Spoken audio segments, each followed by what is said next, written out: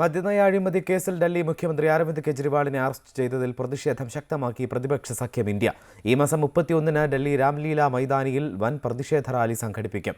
രാജ്യത്ത് ഏകാധിപത്യ ഭരണമാണെന്നും ഭരണഘടന സംരക്ഷിക്കപ്പെടണമെന്നും ആം ആദ്മി പാർട്ടി, കോൺഗ്രസ്, CPM നേതാക്കൾ ഡൽഹി കോൺസ്റ്റിറ്റ്യൂഷൻ ക്ലബ്ബിൽ നടത്തിയ സംയുക്ത വാർത്താ സമ്മേളനത്തിൽ ആവശ്യപ്പെട്ടു. അരവിന്ദ് കെജ്രിവാളിനെതിരായ ED നടപടിയിൽ പ്രതിപക്ഷ സഖ്യം ഇന്ത്യ വൻ പ്രതിഷേധമാണ് ഉയർത്തുന്നത്.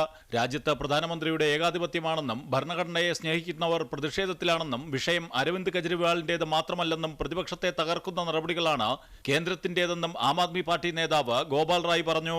ഇലക്ട്രൽ ബോണ്ടിലൂടെ BJP-യാണ് അഴിമതി നടത്തിയതെന്നും ശരത് റെഡ്ഡി BJP-ക്ക് നൽകിയതാണ് കോഴയെന്നും 2 വർഷമായി പറയുന്ന മദ്യനയ അഴിമതിയുടെ തെളിവ് എവിടെയെന്നും അദ്ദേഹം ചോദിച്ചു.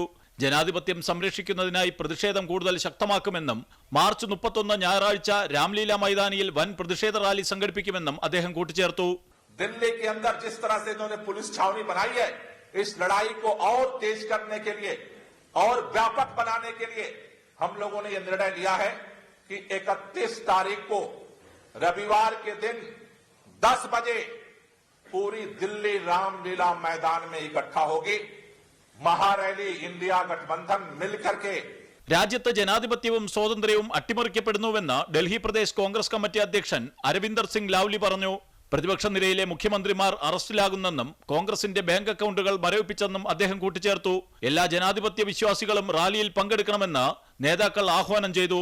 അമൃത ന്യൂസ്, ന്യൂഡൽഹി.